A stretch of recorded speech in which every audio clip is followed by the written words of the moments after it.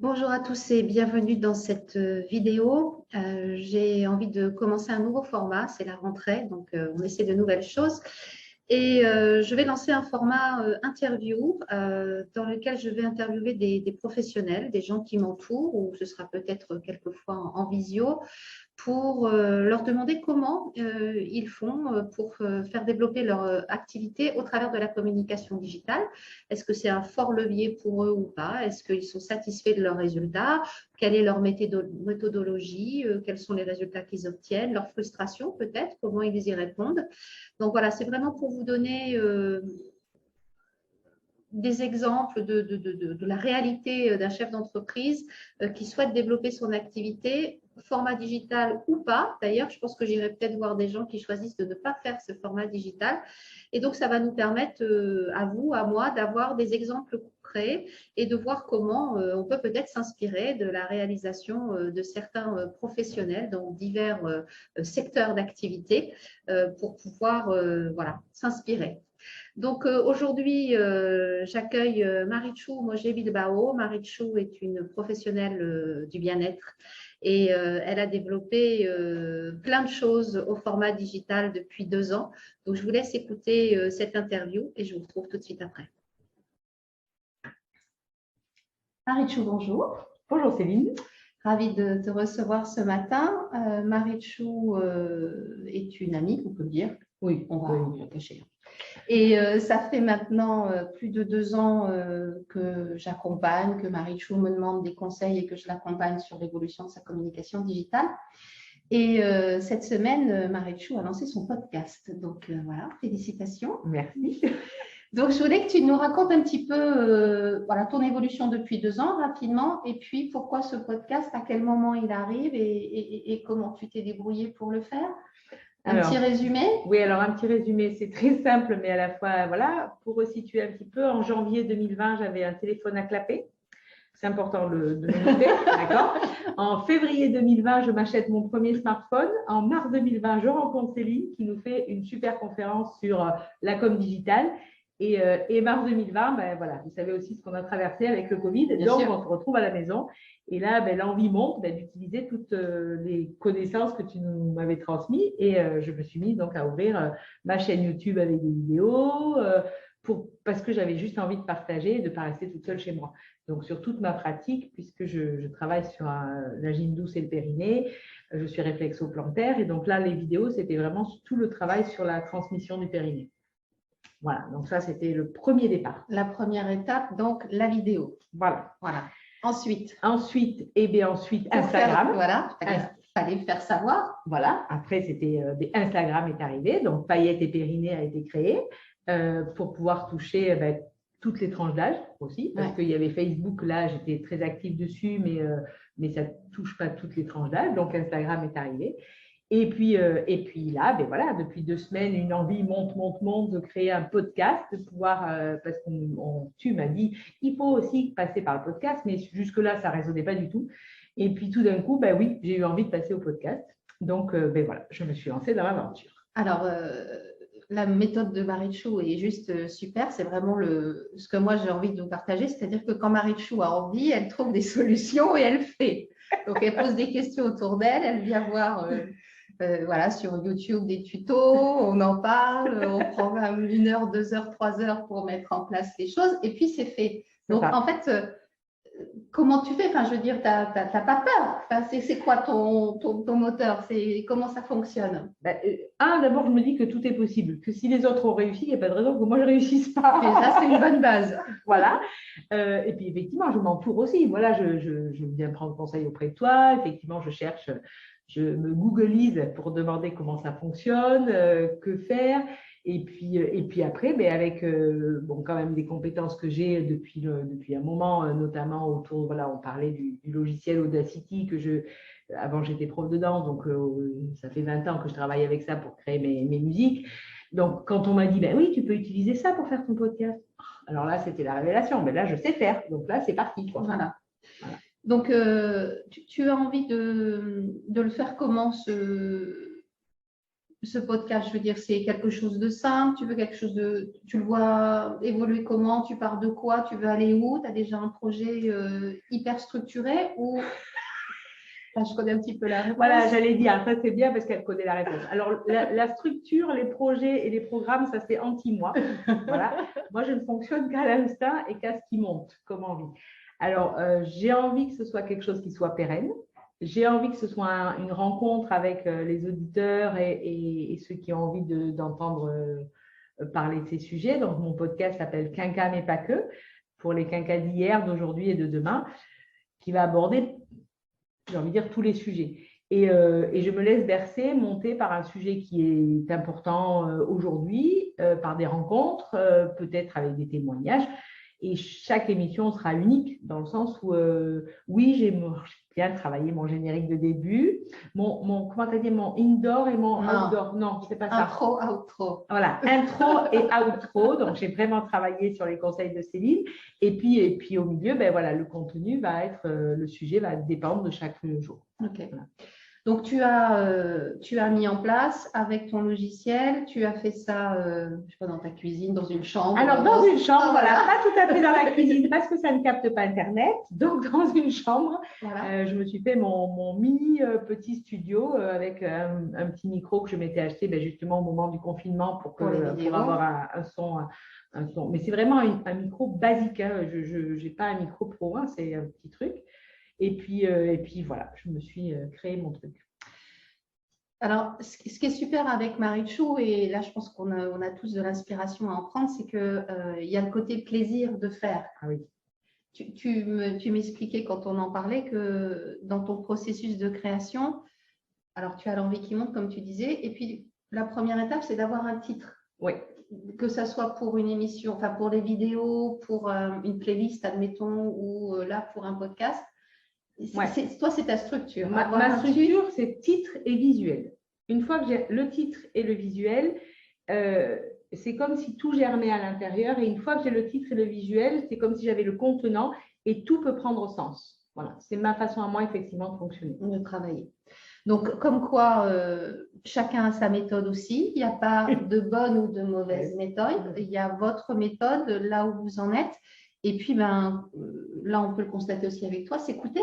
C'est-à-dire oui. le faire quand on est prêt et pas parce qu'il faut le faire. Enfin, avoir l'envie de le faire, d'apprendre de nouvelles compétences, parce qu'à chaque fois, c'est aller à la tâche un petit peu à comment je fais ci, comment je fais ça. Voilà, parce que pour une connected woman, je n'étais pas super connectée quand même il y a 2 ans. Écoute, tu as fait une belle progression. C'est peu de le dire. Voilà, là, c'est peu de dire. Personne ne me reconnaît, même moi, quand je dis oui, là, je fais mon podcast. Là, je suis en train d'écrire un livre que je vais faire avec ton aide, un livre connecté avec des QR codes pour accéder à mes vidéos, un truc. Juste, même, je ne crois même pas que c'est moi qui dis ça. Alors, explique-nous un petit peu. Tu travailles avec quoi? Tu as un PC, un téléphone? Voilà, un PC portable, un téléphone, un petit micro et c'est tout. Et avec ça, on peut tout faire. Voilà. Donc, en logiciel, tu as donc Audacity.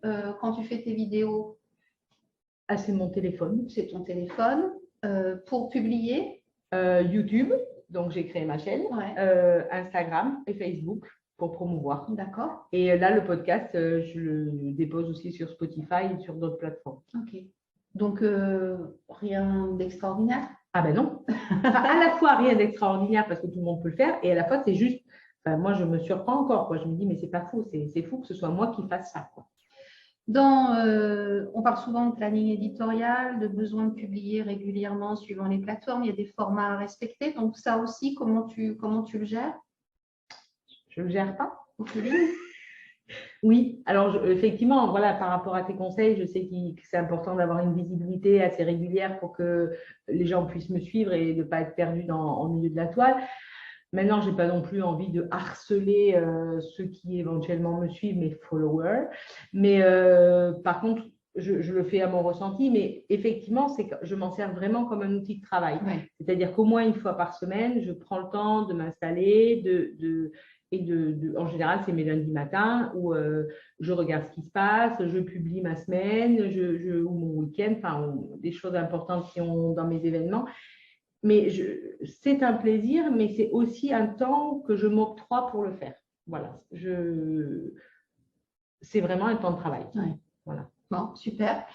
Écoute, voilà, je voulais juste avoir ton témoignage parce que c'est important, je pense aussi, de faire savoir qu'avec de la bonne volonté, un minimum de matériel, on peut se rendre visite puisque maintenant, ta chaîne, je ne sais pas combien tu as d'abonnés sur tes différents réseaux, mais ça augmente régulièrement. Ah ben oui, oui, oui. Alors effectivement, pour l'instant, c'est encore Facebook qui est vraiment très développé puisque je crois que je suis à 1500 followers, ce qui est juste incroyable pour moi. Après, la chaîne n'a pas encore beaucoup de visibilité. Je crois que j'ai 150 personnes qui me suivent.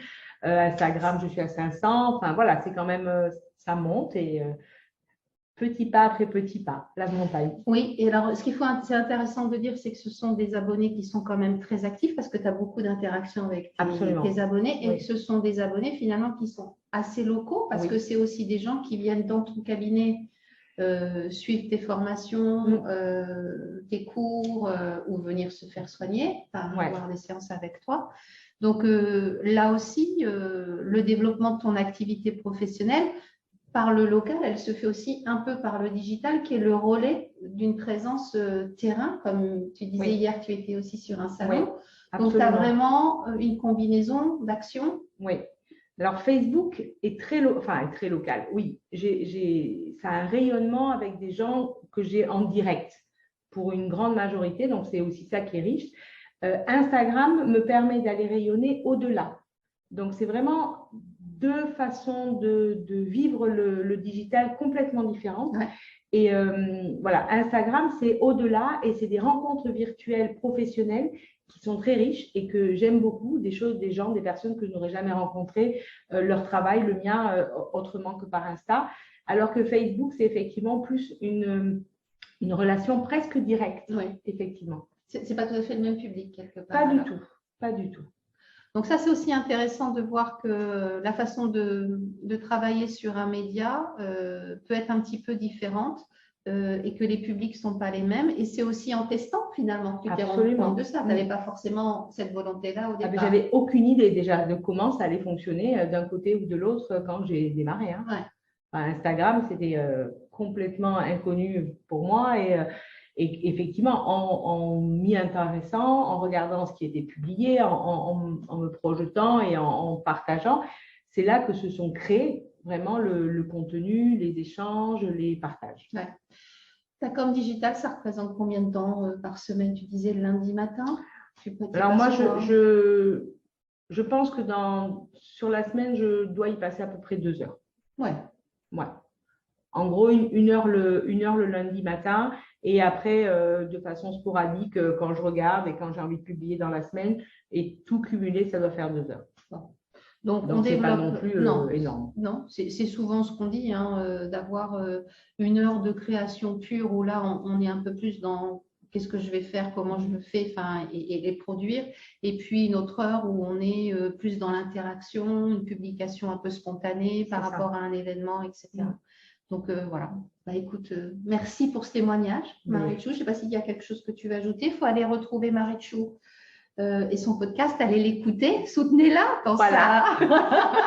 dans son lancement. Donc, il s'appelle comment ton podcast? Quinca, mais pas que. Voilà. Donc, vous allez sur n'importe quelle plateforme, Quinca, mais pas que. Vous allez découvrir ce premier podcast de Marie-Chou. Voilà. La prochaine étape, tu sais déjà, pas encore. Tu digères ce podcast avant de te lancer dans le prochain. J'ai déjà envie de sujets sur le prochain, donc j'ai envie justement d'ouvrir avec Facebook et Instagram des propositions, s'il y a des personnes qui ont envie d'être interactifs avec ça. Et après, j'ai vraiment envie d'aborder aussi peut-être le sujet de la vie intime. Voilà, Quinca, qu'est-ce qui se passe? Alors oui, il va y avoir aussi forcément une émission sur la ménopause, ce changement corporel de la femme, ce lien avec son compagnon. Enfin voilà, c'est toutes ces choses-là qui ont envie de ce qui fait notre quotidien. Oui. À 50 ans. Et plus. Et plus. Et moins aussi, parce que ça se prépare. Effectivement, voilà, ça se prépare. Écoute, merci beaucoup, Marie-Chou, merci pour Céline. ce témoignage. Et avec très plaisir. Vite pour avoir la suite des aventures. Merci, au revoir. Voilà, je suis sûre que cette interview vous a inspiré ou intéressé. Écoutez, je ferai ça régulièrement, j'espère, trouver un rythme et des personnes qui souhaitent être interviewées peuvent aussi me contacter. Vous le savez, j'accompagne les professionnels qui souhaitent mettre en place leur stratégie de communication digitale. Donc, si vous avez des questions, des envies d'avancer sur ce sujet, je reste à votre disposition. Vous pouvez bien sûr partager cette vidéo auprès de gens pour lesquels vous la pensez inspirante. Et puis, je vous retrouve très bientôt. Bye bye.